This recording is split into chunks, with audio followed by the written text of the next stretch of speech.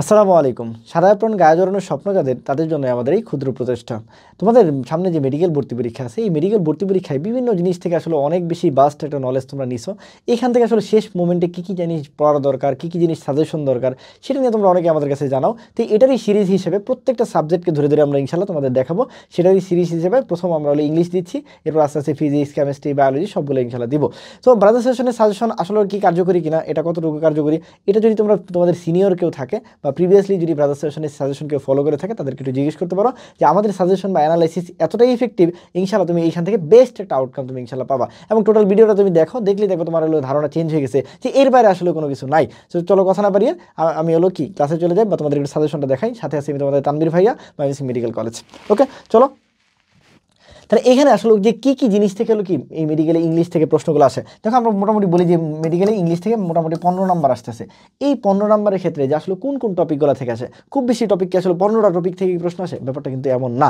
এক্ষেত্রে আমরা বলি যে মোটামুটি 15 নাম্বারের জন্য তুমি যদি 10টা টপিক ভালো মতো পড়তে পারো, মোরলেস 10টা টপিক যদি তুমি ভালো মতো পড়তে পারো, ম্যাক্সিমাম ইনশাল্লাহ নাম্বার তুমি এখানে পাবা। এবং আমি আমার মেডিকেলের সময় সর্বোচ্চ নাম্বার ইংলিশে পেয়েছিলাম, ঠিক আছে। তো এই জন্য বললাম যে ইংলিশের যে ব্যাপারটা, ইভেন বিসিএসে বলো, আমি যতটুকু এই পর্যন্ত আসছি আমার সব জায়গায় এলো ইংলিশে কি এক্সাম ওরিয়েন্টেড যে ব্যাপারটা, এটা আমি খুবই ভালো পারি, ঠিক আছে। সো এখানে কী কী জিনিস হলো পড়বো আমরা, এই 5টা টপিকগুলো তুমি অবশ্যই পড়ে যাবা ইনশাল্লাহ। এখান থেকে তুমি ম্যাক্সিমাম কমন পাবা। সবচেয়ে ইম্পর্টেন্ট যে জিনিসটা ছিল প্রিপোজিশন। ভাইয়া প্রিপোজিশন তো ভাইয়া অনেক কিছু, অ্যাপ্রোপ্রিয়েট প্রিপোজিশন কীভাবে পড়বো, না ভাইয়া তুমি এখানে অ্যাপ্রোপ্রিয়েট প্রিপোজিশন পড়বাই না। তাহলে ভাই কী পড়বো, তুমি যেটা হলো কী বলছি বেসিক প্রিপোজিশন পড়বা। বেসিক প্রিপোজিশন যে কাজটা করবো, তাহলে ভাই কী করবো, শুধুমাত্র কী করবা, প্রিভিয়াস কোশ্চেন পড়বা। কী পড়বা ভাইয়া, শুধুমাত্র কী করবা, প্রিভিয়াস পড়বা। প্রিভিয়াসের মধ্যে ভাই কি সব পড়বো না, ভাই কিচ্ছু করার দরকার নাই। সময় যদি কম থাকে তাহলে মেডিকেল প্লাস ডেন্টাল শুধু লাস্ট 5 বছর পড়বা।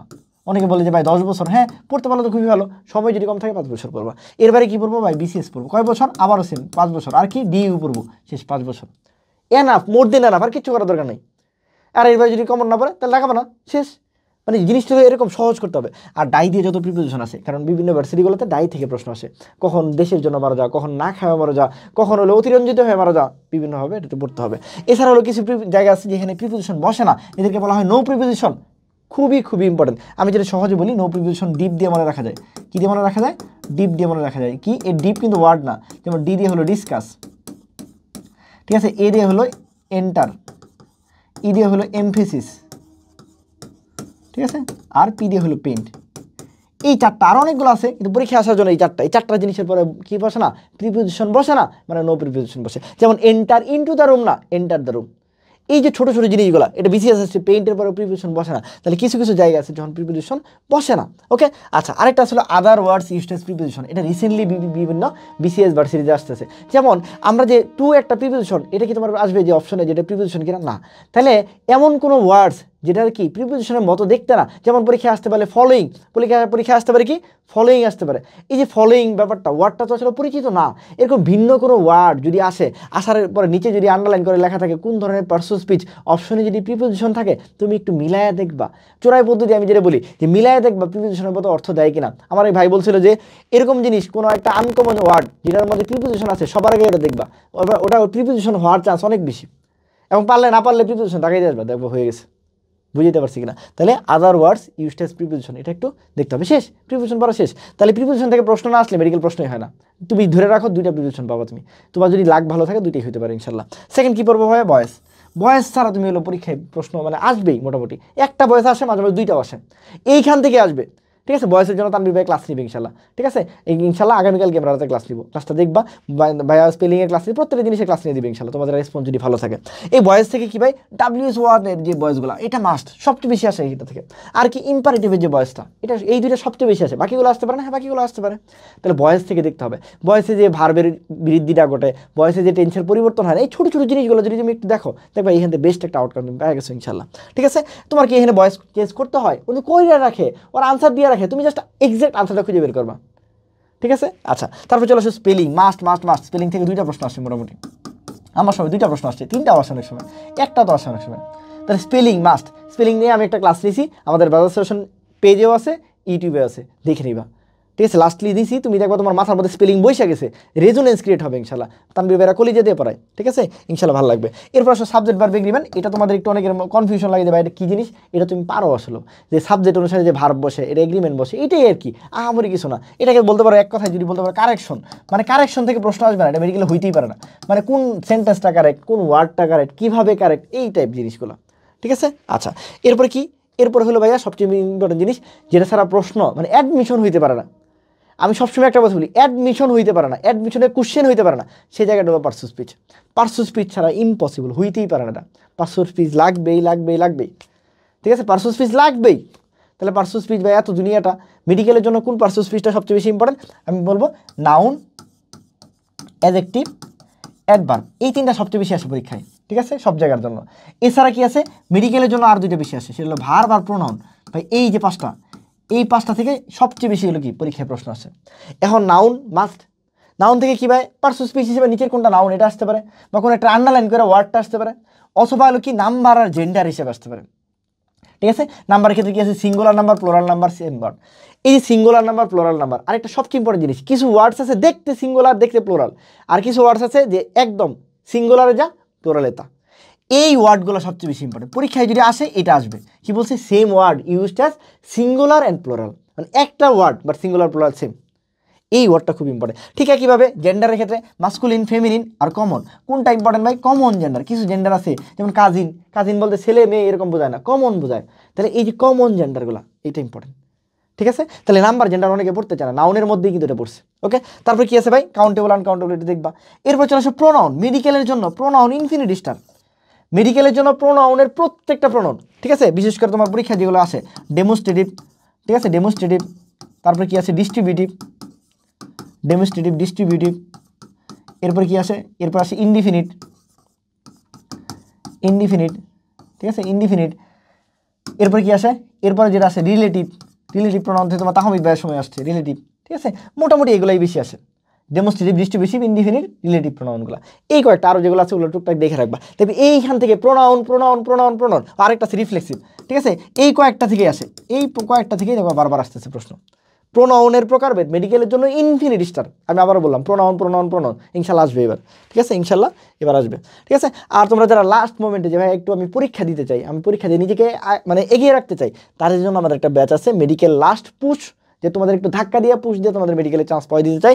আমি যদি আমার ছোটো ভাইকে চান্স পাইতে পারি, তোমাকেও চান্স পাইতে দেবো। আমি যদি তোমার মাহমুদ ভাইকে ফার্স্ট বানাইতে পারি, ইনশাল্লাহ তোমাদেরকেও পারবো ইনশাল্লাহ, ঠিক আছে। আমাদের model test batch, subject final হবে 4টা, 10টা মেডিকেল স্ট্যান্ডার্ড মডেল টেস্ট হবে, নট লাইক তোমার এখানে আমাদের অনেক কঠিন অনেক সহজ প্রশ্ন আসবে, যতটুকু প্রয়োজন যেমনি প্রয়োজন ওটা আসবে ইনশাল্লাহ, ঠিক আছে। এছাড়া আমাদের এক্সক্লুসিভ সাজেশন তো থাকবে, আপডেট থাকবে, টেলিগ্রাম, আমাদের ব্রাদার সেশনের অন্যতম একটা ফিচার হলো টেলিগ্রাম, 24/7 আমাদের সাপোর্ট দেওয়া হয় তোমাদেরকে, ঠিক আছে। আর এছাড়া আমাদের মেন্টরিং তো তোমাদের থাকবে। কোর্স ফি খুবই নগণ্য, জাস্ট মানে নামমাত্র রাখা হয়েছে, সেটা 99 টাকা। যারা ভর্তি হতে চাও পেজে নক করবা অথবা আমার নাম্বারে যোগাযোগ করবা, ইনশাল্লাহ ভর্তি হয়ে যেতে পারবা, ঠিক আছে। আচ্ছা, এর বাইরে কি আছে, ওই যে অ্যাডজেক্টিভ, কোন ওয়ার্ডসটা অ্যাডজেক্টিভ, বিশেষ করে কমনলি তোমাদের যেটা ভুল হয়, নাউন প্লাস এলওয়াই, এলওয়াই দেখলেই তোমাদের অ্যাডভার্ব দাগাইতে ইচ্ছে করে না ভাই, নাউনের সাথে হলে তখন অ্যাডজেক্টিভ, আর যদি অ্যাডজেক্টিভের সাথে এলওয়াই হয় তখন ভাই অ্যাডভার্ব, এই, ঠিক আছে। এই তারপর ভার্বে আসো, ভার্বের মধ্যে কি আছে ভাই, ইনফিনিটিভ, জিরা, আন্ডার, পার্টিসিপল, এই তিনটা খুব ইম্পর্টেন্ট।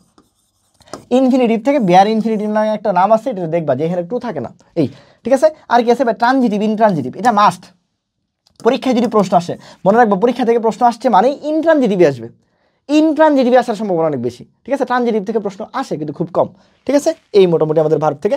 এছাড়া তারপর আর কি পড়তে পারি ভাই, মাঝে মাঝে ট্রান্সলেশন প্রভাব, এগুলো লেস ইম্পর্টেন্ট, তারপর একটু পড়বো ট্রান্সলেশন আর প্রভাব থেকে প্রশ্ন আসে। তাহলে ওই 6টা টপিকগুলো সবচেয়ে বেশি ইম্পর্টেন্ট, 6টা থেকেই ম্যাক্সিমাম নাম্বার পাওয়া তুমি, 1 থেকে 6 কি বলছি, ইনফিনিটি স্টার, ওইখান থেকে ম্যাক্সিমাম নাম্বার পাবা। ট্রান্সলেশন প্রভাব মাঝে মাঝে একটা প্রশ্ন আসতে পারে, কন্ডিশনাল মাঝে মাঝে একটা প্রশ্ন আসে, ঠিক আছে, ন্যারেশন মাঝে মাঝে একটা প্রশ্ন আসে, লাস্ট ইয়ারগুলোতে এগুলো একটা একটা প্রশ্ন আসতেছে।